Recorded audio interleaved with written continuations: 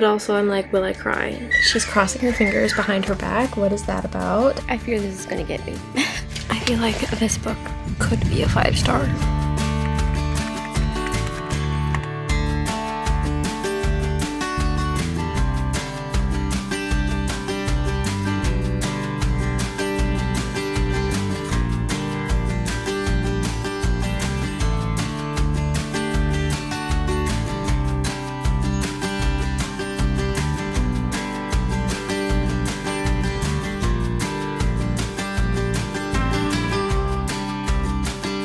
Alright guys, I made it 100 pages in to The Love Haters by Catherine Center. Actually, I'm on page 103 right now, so I'm about 32% in, and I am enjoying it so far. The aspect that she can't swim is hilarious. She basically has to get this video done or else she's gonna get fired. So yeah, and he said no. So she's gonna have to try to convince him to say yes to keep her job. The whole project that she has to do is a day in the life. So she interviews heroes and then puts it on her YouTube channel. It's like 6 minutes long interview. And I was just reading out in the truck because Mr. fell asleep on the way home. So I had my Kindle with me. I read a little bit and the old ladies are so funny. The layer of blubber, and he had her feel it.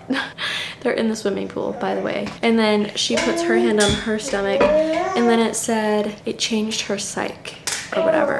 Like it changed her mind about her body. This book is very heavily an eating disorder and body image. I don't know what you would call it, but it's very much heavy on that topic or those topics. So just keep in mind if you are going to pick this up, it's very much talked about. I really enjoy the parts where the best friend is talking to her, getting her to name off parts of her that she loves. And so far we're at 2 things. So she is getting there, but slowly. But the best friend is really like a really good best friend for doing that, and also trying to speak to her in a way that is very positive and encouraging and kind and understanding. Beanie is such a good friend to her, and she doesn't make her feel judged. She more like is very playful with how she says things, and then also how they FaceTime just randomly and like are always on FaceTime and talk just anywhere in the house. That is very interesting, and I like seeing that friendship portrayed. I am excited to see where things go from here. I'm really excited to see the future swimming lessons in the old ladies.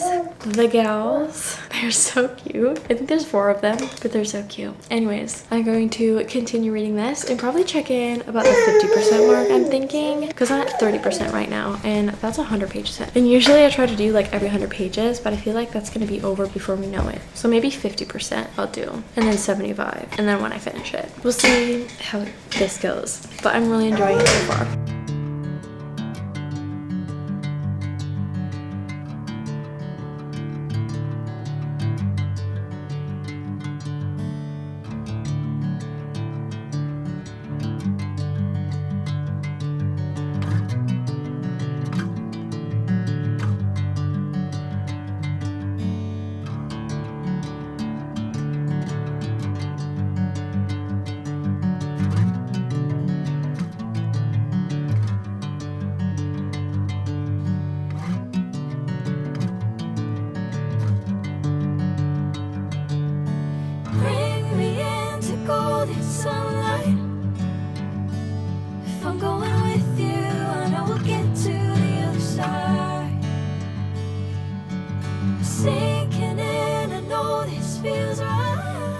So you guys just saw that I started that book and quickly DNF'd it. It just, first of all, him flying across the country to propose to her because he thought she matched with him for that reason. And then the next chapter being him and his best friend in his dad's office and just acting like complete teenagers. I honestly don't know how old they were, but they are playing truth or dare, drinking, graffitiing, half naked. I was just like, no, not interested in that. So I did start Daggermouth. Supposedly, this is like a dystopian love story because you're technically not supposed to love outside of your circle. So I thought that would be the perfect mix of romance and dystopian. So we have this, and I'm really excited about it. Sorry if you can hear the AC is just turned on again, but you can't really do much about that. So just started this, and we will see how this goes. But I'm really excited, and I've been keeping track of the books that I have been reading for this, keeping track in my phone, and you can see that Rules for the Summer by Megan Quinn is a DNF. Just not interested in that storyline. I don't know where it was gonna go, but I just not interested. Not connected at all to the characters to be acting that way. Honestly, I think if we had gotten the girl's perspective again in the second chapter, I think I would have enjoyed it a little bit more and gotten farther into the book, but I don't know. A DNF or Rules for the Summer. So I'm going to continue reading this. I'm actually getting through these books fairly quickly, I think, because every time I put Sawyer down for a nap, I can read. And then I read before bed because my other book I've been reading is a big old hardback. So that's hard to read in bed. So we've got this. And I also found my Amazon Fire tablet. I think it's like the 7th generation or something. And it still works and everything. So I can read on Hoopla on here or Libby, but I can start reading on here if I find a book on Hoopla that I want to read. I am thinking that it would be really cool to do a whole dedicated vlog reading on this compared to this. We'll see, because I think that would be cool. But obviously the differences are this is a lot skinnier. I don't know about weight. I think without the case and the pop socket, this would be lighter. Anyways, rambling on, but I just wanted to give a quick little update about this book, and we will continue, and I will see you when I have further an update. So I know I'm reading Daggermouth, but I want to have a physical book, so I just got the book in the mail delivered. Scott, if you're watching this, sorry.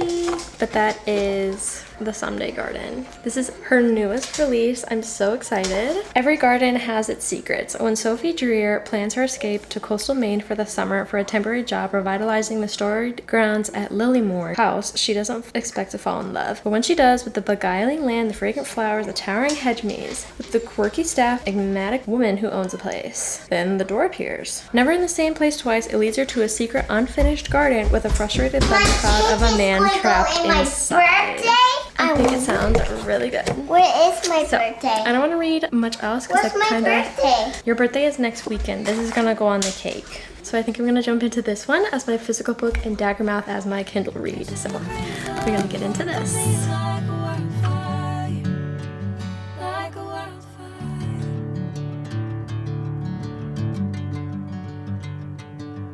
I wanted to give you guys an update on Daggermouth.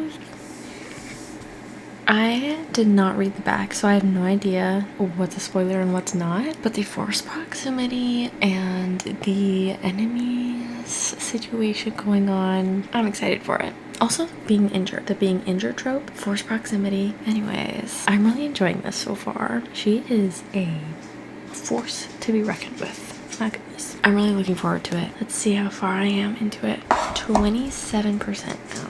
And I am really liking it so far. I moved my Kindle stand back in here because the books I'm planning on reading are going to be on here, except for maybe a couple physical books, but I'm mostly reading on my Kindle right now. I did just change out my Kindle stickers as well to be more of a summer vibe. Anyways, I'm really enjoying it. Also, is there gonna be a love triangle type deal going on? Because that would get really interesting really quick. I really don't think it's gonna be like a love triangle because I don't feel like she would, but I am really enjoying this. Got to page 135 and I started it today, so, or did I start it yesterday? I think I started it yesterday. We'll see. I'm mostly reading during when I'm putting Sawyer down, so now that I finished my Ballad of Falling Dragons, which if you haven't seen that video, it's up already. Now that I finished that, I can fully read this book. Anyways, I think I should read the synopsis on this so I know what's a spoiler and what's not,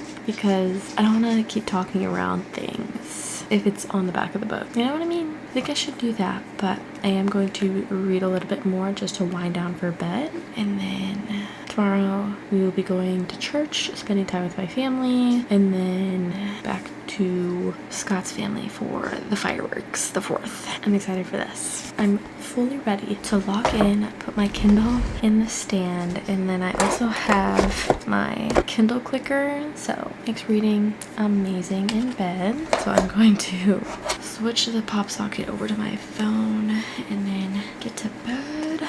I will see you next when I have an update. But I am really enjoying this so far. I'm really glad that I picked this book up.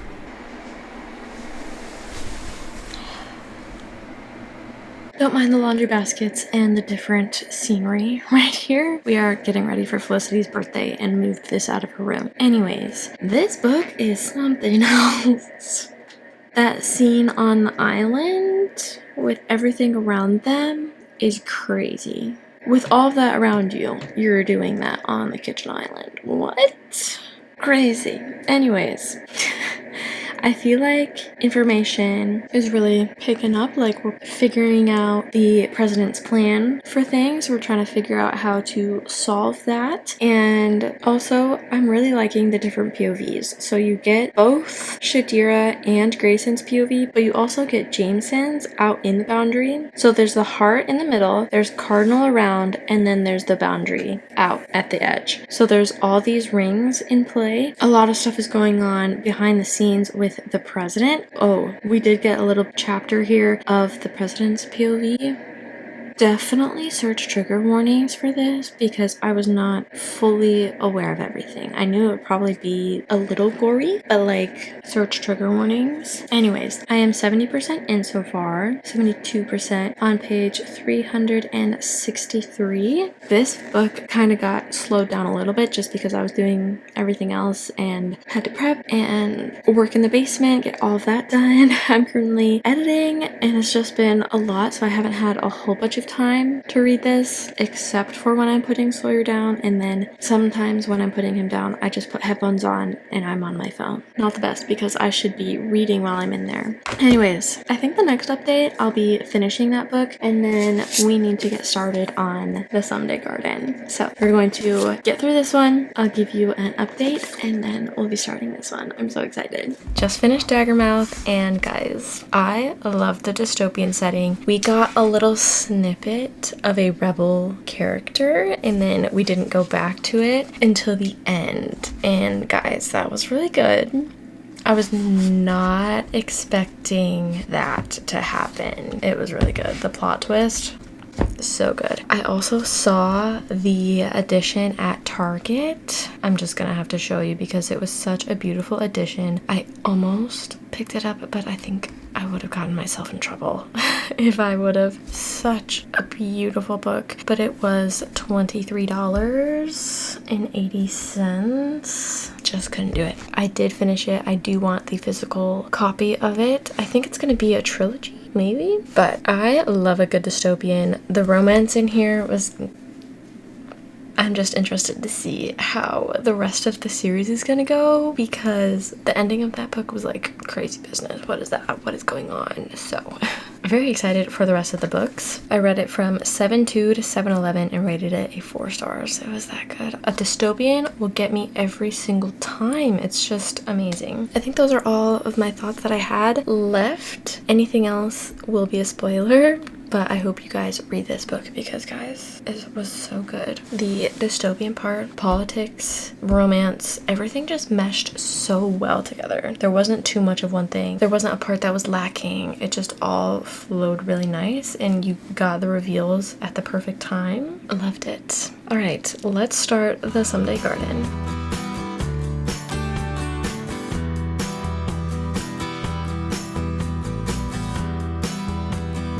I have a little reading update for the Someday Garden, and I also have a hair update. I got it so much shorter. I love it.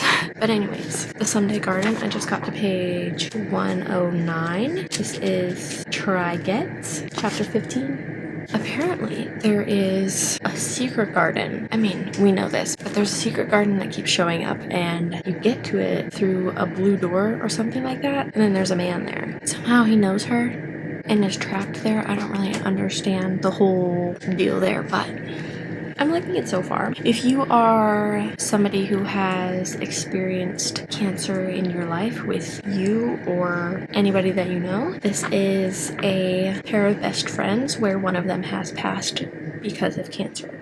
So just be aware of that. I am really liking the, I guess, found family part of it, where all of the workers kind of like get together and they're starting to get to know each other more. And there is one that is giving them nicknames. And then there's also a goose, which her name could have been something different. This is her name. And every time I read it, I'm just like, okay. We're just gonna call you Miss Silly Goose.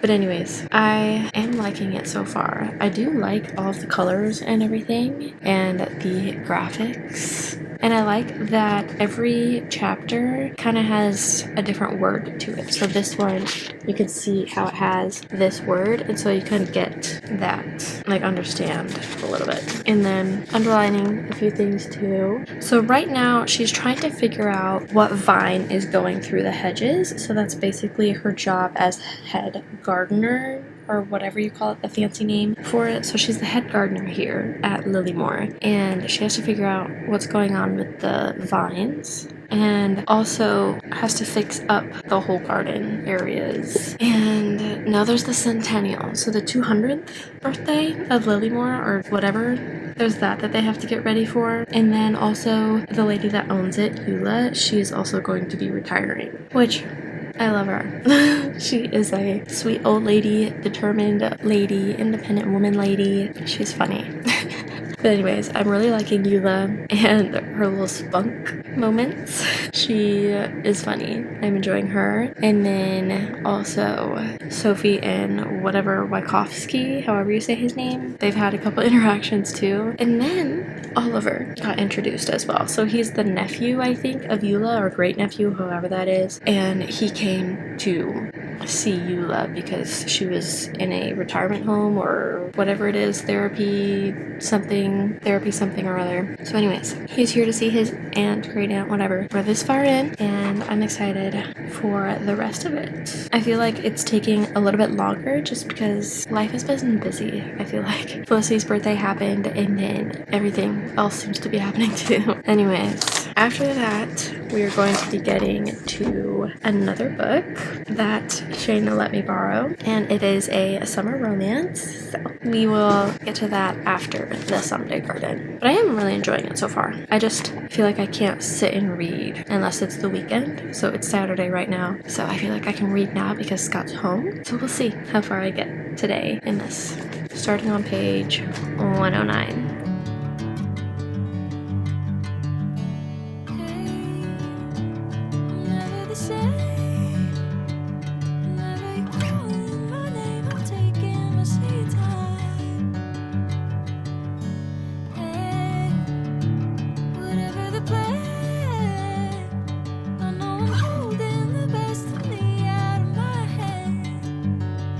I have a little bit of a reading update. I got to page 208, and one of the last things that I underlined was she's talking about her best friend, and actually it doesn't talk about her best friend at all, but I would think it's a trigger warning to somebody. So I did mention it earlier, but she is talking about her best friend and the last moment, that the last conversation she had with her, and she's talking with the mysterious man that she finds in the garden, and talking about how he was a troublemaker when he was a kid and how he started a poker group or whatever. And he says, "I bet Harry wiped the floor with the other kids at recess." "She says she did," I replied. "If she was half as successful as she was with her essay business in college, I pity those kids. You would have liked her." He sat back on his heels. "If she's as brilliant as you, I'm sure I would have." "She was better," I said. "She had this energy about her that was catching. I always felt like I could do anything with her beside me." And then this last paragraph is one that I annotated, I put the things or whatever. "And now it felt like I I could barely take root anywhere, too afraid to. If I did, if I proved that I could live without her, that I could grow and change even with her gone, it was a hard thing to accept. And this is the sentence I underlined. What if the more things I did, the more I experienced, the more I learned, the more I lived, the less of her I'd keep with me? I think this book is just making me think of all my close people and what I would do and think in those after moments and having to live life without them. So just having to experience your everyday life as if something catastrophic didn't happen to you. I don't know how people do it. It's a beautiful sentence because it's laying out her vulnerability of thinking, if I do these other things, if I have fun, if I experience life, if I go places, travel, whatever, I might not forget, but it would feel like you were forgetting them in a sense, I guess. It would feel like, I don't know if betrayal is the right word, like you're betraying them by not getting to do it with them. I don't know. It would be hard. Anyways, this does touch on the grief of losing somebody really close to you. So anyways, besides all of that, I am really enjoying it so far. I am just over halfway because I think this is just about 400 pages. So chapter 25, Duskiwang? I don't even know how to pronounce that. I've been underlining every few pages and I feel like this is gonna at least be a 4-star. I don't know how the end is gonna be. I also, on page 200, I showed it a little bit. Hindsight is always a curse, dear. I thought about my last conversation with Harry, the coldness of her fingers, the soft and hazy whisper of her words. I'll come back tomorrow, I had said, when I could have said anything else, everything else. That I loved her, that I would miss her, that I already did. But I kept kicking the can down the road, thinking that if I put it off, if I refused to acknowledge the end, it'd never come. Sophie, she said, as if she'd wanted to say something else, but she was so weak and her words were too heavy. Tomorrow, I had repeated, and that tomorrow never came. And I wrote, life is fleeting. Don't waste a single second. Love your people, tell them you love them, every chance that you get. Every random moment that you think of them, let them know. I don't want to say it's a privilege that she knew that she was going to be gone, but you never know when somebody is going to have their last day, last morning, anything. Anything can happen any day. And the fact that she got the chance to know what was happening and still didn't, I'm sure eats at her. Such a huge pit of regret of not saying those things to her. I think I'm going to cry. I think I will. I don't know what the end of this will be, but I think I'm going to. And who knows, if I cry, it might be a 5-star. Going into this, I did not know that there was somebody really close to her that she had lost. It seemed like a fun, whimsical story, fun time. Anyways, I'm going to continue reading. Hopefully I can get to at least 200 or 300. Maybe I can get to 230, 250, 300. I don't know. Felicity and I are going to go outside and I will finally get clips of me reading outside because I have been. I just haven't brought my camera out there, but I want to get more summer-esque B-roll because that's what this video is about, reading in the summer. And I'm going to one day look back at this in the dead of winter and be like, I wish I could be reading outside. But anyways, that's what we're gonna do. And I'm also reading on my Kindle as well, but I'm going to be reading this. I did not know I was going to be tearing up. I think reading it and then saying it to you are two different things. Like I can read it and just like brush it off, but if I'm like sitting in it and talking to you,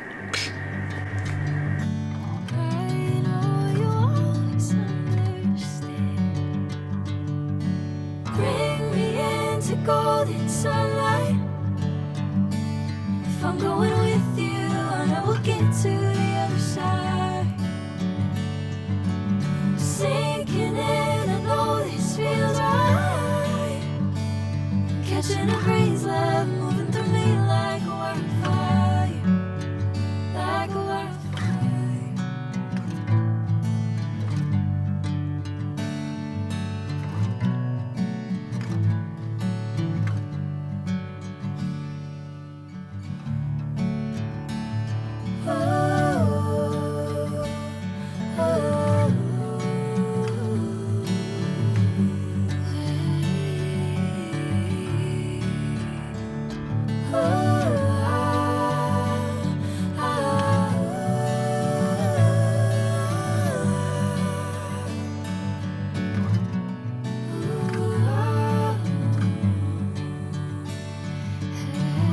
this is like the same spot that I've already updated you in, but it's the quietest spot in our bedroom while Sawyer's sleeping and Felicity's eating. Got to page 300 this morning, kept reading, and now I'm on 346, and there's 400 pages, I believe, or just about 369. Really close to finishing this. I'm probably gonna finish it here in the next hour. I'm really excited about finishing it. I have been really trying to stick to my TBR and get it done, but I've been reading a lot slower, so I don't know if picking 6 books is ideal or if I just need to stick with 4. This is almost done, and then we have my next read over here, which you can't see yet. Maybe you'll see it.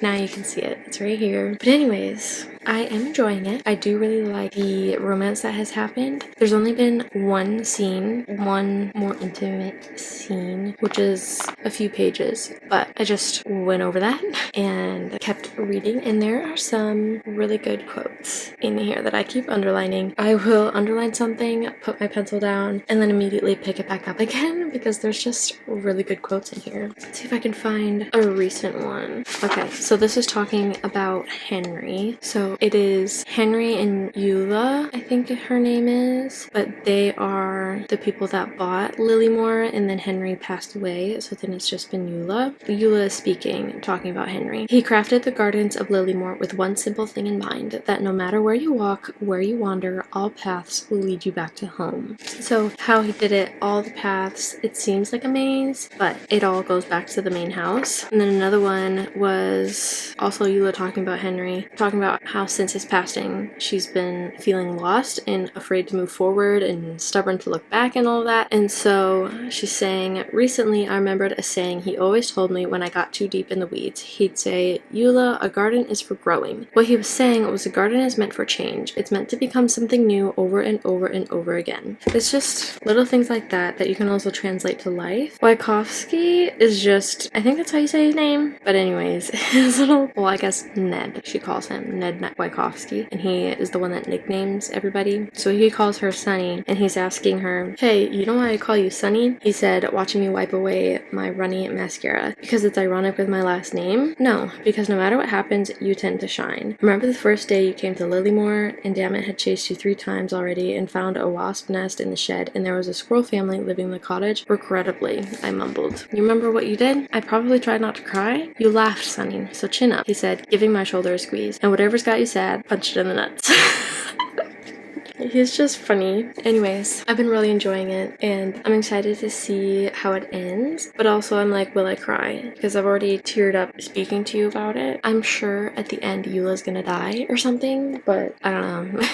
Even just the scene where Eula and Sophie have wine together and watch fireflies, I was like, oh, no. So it's just really sweet because I kind of picture her like my grandma because she loves to garden, loves to be outside, work with her hands, and Eula very much wants to do these things but can't, and my grandma is getting older, so I think I just picture Eula as my grandma. Anyways, I'm gonna go finish this and I will catch you at the end of it with my final rating. I think we'll see. I might sit on it.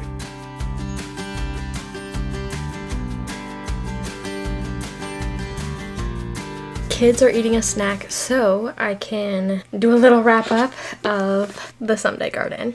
I did in fact finish this outside. I did a little clip of that, I think, on my phones. I've had some vlogs where I've forgotten that I've taken clips on my phone and then missed it. Anyways, I really enjoyed the ending of this. It was, I feel like, a full circle moment because the whole secret garden, the Someday Garden, is the man is stuck in the garden, and for him it's the same day. It's the same hour. It kind of feels like he doesn't remember anything except for when she's there. But for her, it's a month, I think, or months. I'm not really 100% sure how long it is for her actually. And she's trying to find the garden in the real world. So the door to this garden shows up all over Lilymore. She's finding it in random places every evening, and you're kind of seeing little snippets of them. At first, she does not know who he is, but he seems to know who she is. It's a little different timeline kind of thing because he's actually not here yet in the real real world, but he's here in the someday garden, trapped there in the future for her, but it's his past. A little confusing maybe the way I was explaining it, but it does make sense, and I really did enjoy the ending of this and the reconciliation, I guess, and the building character and all of that. So I don't know what exactly I would rate it. I feel like I'm sitting right around like a 3.5 maybe, because I really did enjoy the romance and I really do like the magical realism. But after the beginning prologue,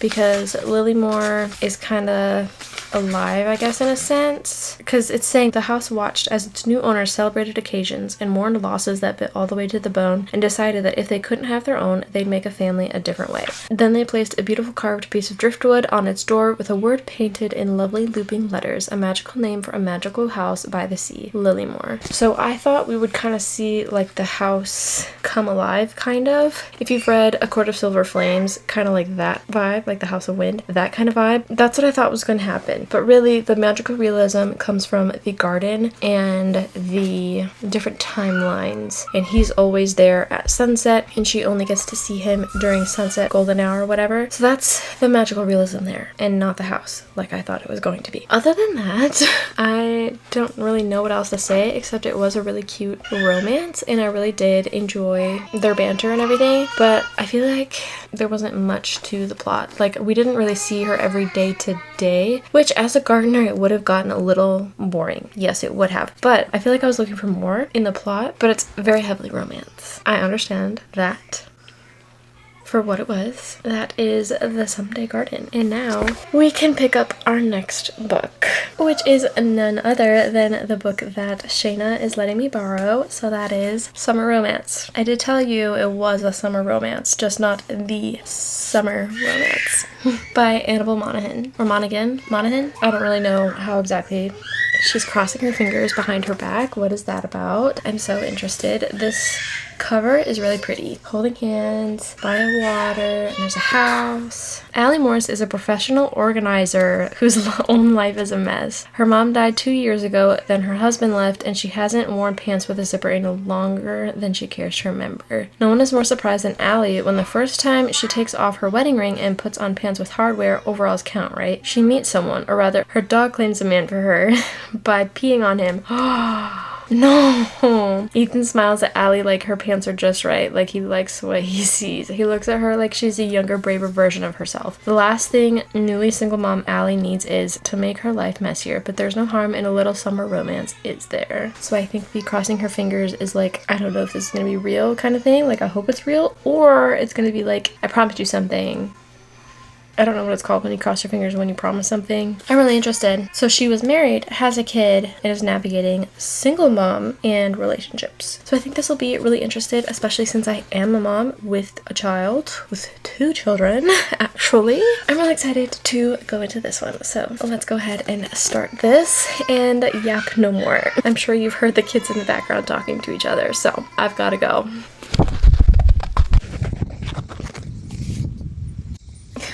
The first sentence, what? What is that? Sometimes you just have to throw stuff in the pantry. Okay, just throw it in and shut the door.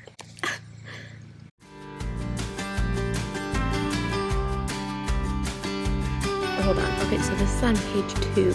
Today is the 2-year anniversary of my mother's death, which makes it the 1-year anniversary of the day Pete announced he didn't want to be married anymore. You're kidding. In fairness to Pete, he's never been one for remembering special dates. Oh no, Pete. Oh no. Mm-mm.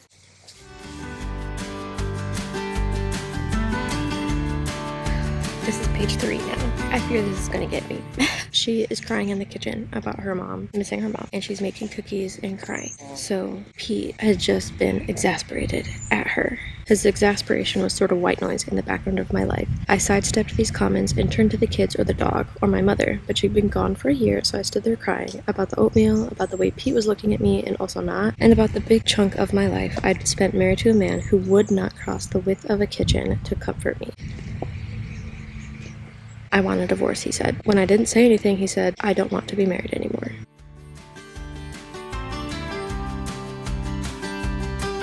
She gets in the car to talk to her dead mother.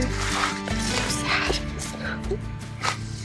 for her to jump in with red lips and wide smile to assure me that it will all be absolutely perfect in the end, but she doesn't, and I miss it the way you miss a lie.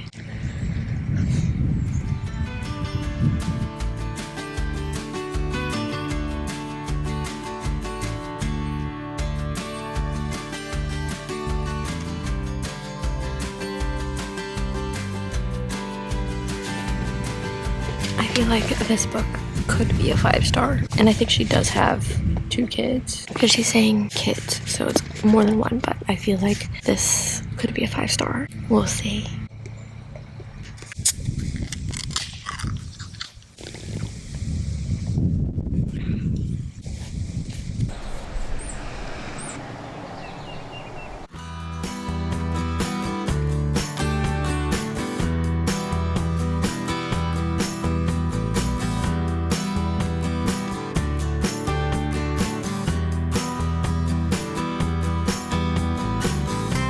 Another reading update. This is Shayna's copy once again. So what I'm doing is taking a picture of the page that I would want to annotate. So I have all of these pictures that I've just highlighted where you can go into this and then you can draw. So then there's all the different drawing options so you can highlight and everything. I've been doing this and so far I have 35 items in here, but I'm on page 100, almost to chapter 14. I am enjoying it. The age gap isn't as big as I was initially thinking. I was like, oh, okay, this is, but I think it's fine. I don't even really know if it will be with that guy, but we are 100 pages in, so I would be surprised if we're not. Also, they've gone on a couple dates now, and we have found out who he is.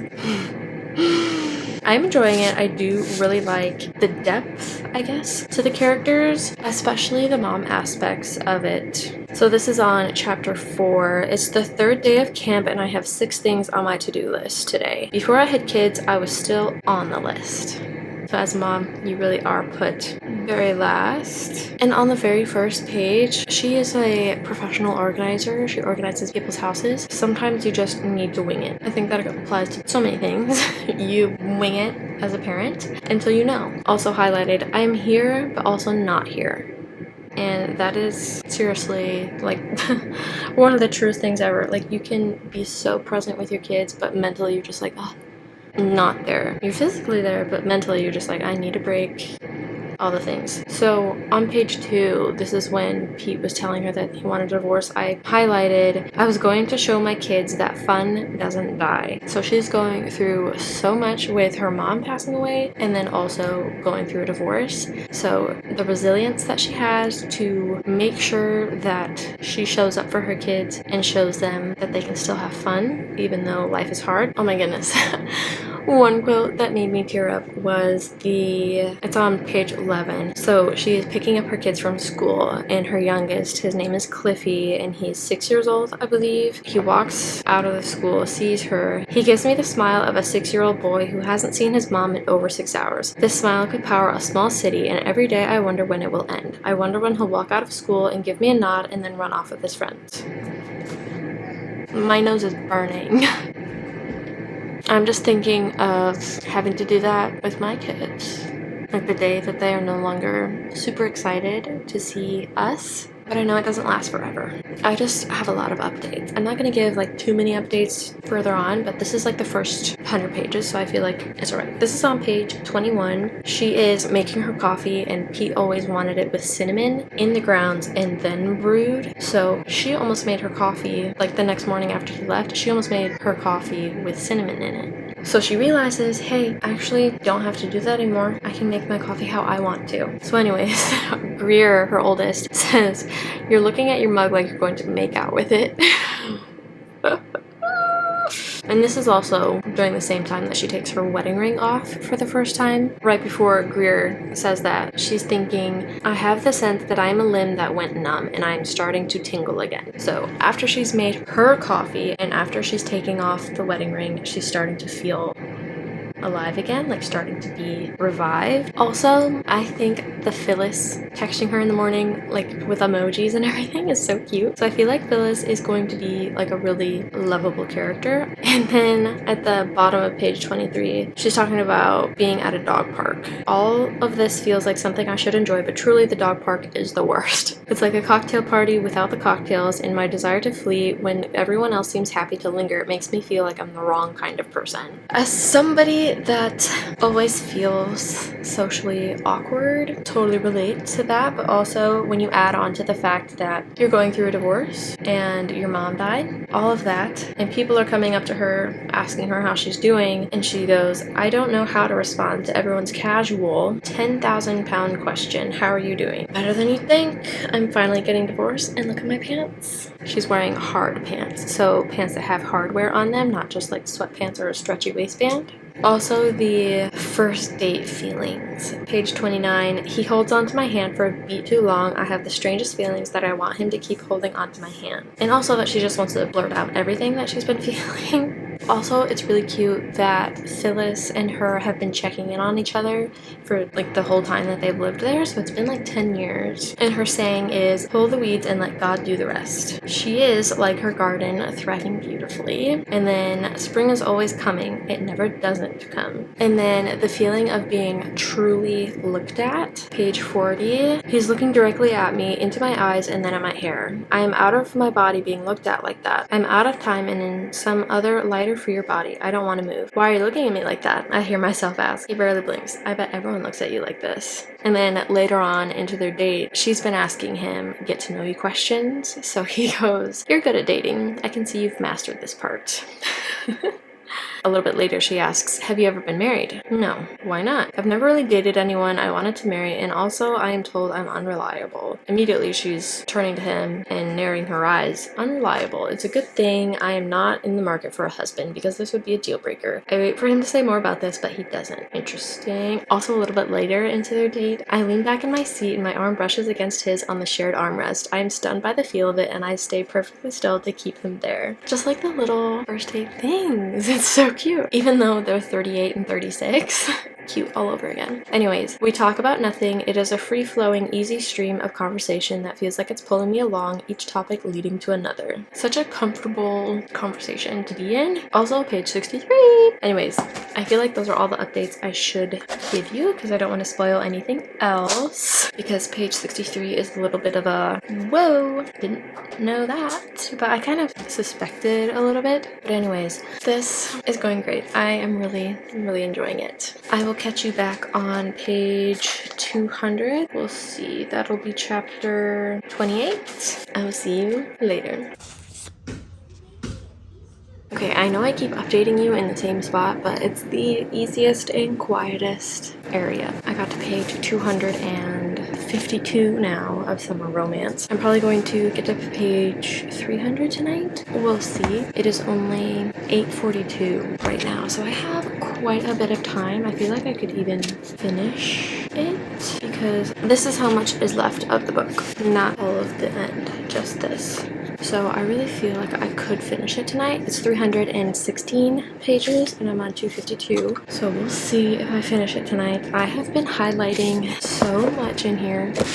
Not physically. This is not my book. But I have been taking pictures and highlighting it. I now have 51 items. I would say it's going pretty good. It is still weird to me, the fact that he's 2 years younger than her, but I think I'm used to it now. I'm almost a year older than Scott, but I never think about it. Not never, but like hardly ever think about it. So I wouldn't say it's too weird, but I just wasn't expecting that. And also it's a he fell first.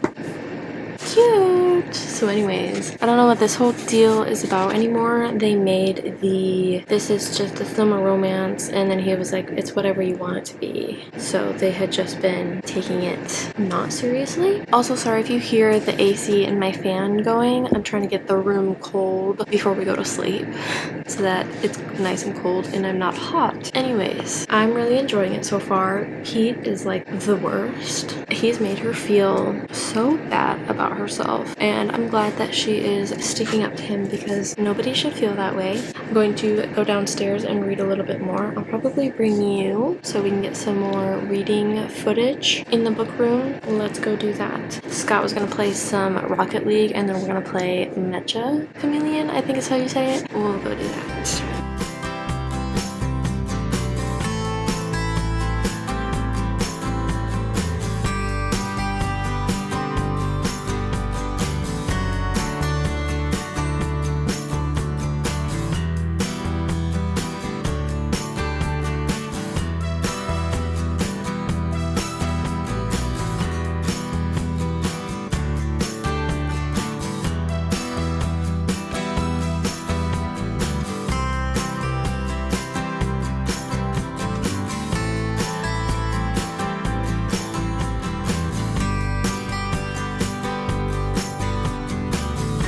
I don't think I talked to you guys about summer romance since I have finished it and since I've cried a little bit about it. So let's just get my thoughts on that book before we end the video. The third act conflict, not my favorite, but I did enjoy how it ended, and see, it all works out.